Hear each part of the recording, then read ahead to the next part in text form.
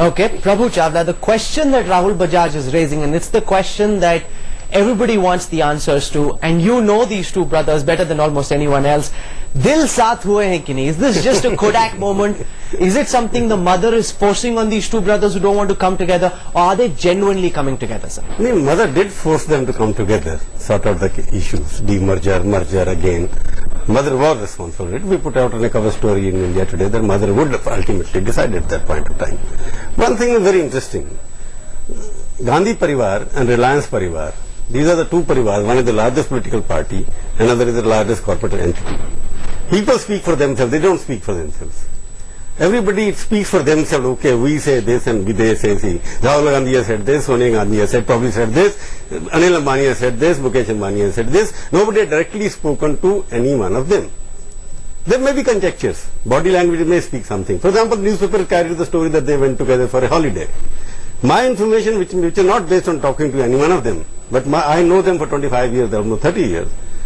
The holidays were planned well in advance. It was an accidental meeting there because the resort is so small, the children have to get a bump into each other. But the newspaper did carry, yes, they planned it and they went there. They are handling businesses independently. Both of them would not like to interfere, seem to be interfering directly in the AGMs. Reliance AGM is Reliance AGM. ADA, the Reliance Com AGM will be Reliance AGM Com. You don't expect Mukesh Ambani to come there and tell it. So this is some kind of a media hype is happening because people are authorized to speak on their behalf. I don't know who authorized them, that's a different question. But it's the largest, because at one point of time, Sandeep can correct me if I'm wrong, Reliance, undivided Reliance was almost 4 to 5% of the GDP market cap. It's influences everybody else. If Reliance something happens, they're cold. The rest of the country gets fever. Okay. That's what is happening. But tomorrow I don't expect any kind of a Kodak movement there.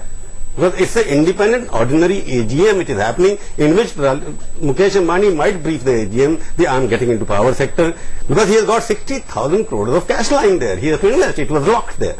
Now it has been unlocked. And Anil Ambani, the kind of projects he has got, according to the Government of India rules, he can't get a mega project now, because he has got 3 mega projects which he has to implement.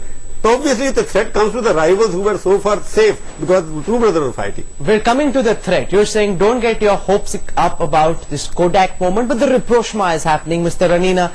There's a big industry of corporate lawyers who made a killing thanks to the fight between these two Ambani brothers. There's an estimate that more than 130 crore rupees have been spent by the two brothers as legal fees. There would be a battery of lawyers very disconcerted about the Ambani brothers coming together. But what really, sir, according to you, does this mean for corporate India? Well, I totally agree with what Rahul Bajaj has said. Corporate India is very happy and should be happy. I personally feel that if these two boys work together, the Reliance group of companies may emerge as one of the largest in the world in the next 10 years. And therefore that is extremely good for corporate India, it's extremely good for our people. And I think it makes eminent sense for the two persons to come together. Whether they love each other, whether they are personally involved with each other, it's a different matter altogether. Business-wise, if they work together, if they complement each other, both of them are dynamic persons, I think everybody stands to gain. And I'm extremely happy at this development of these two brothers coming together. Mr. Bajaj, what changes?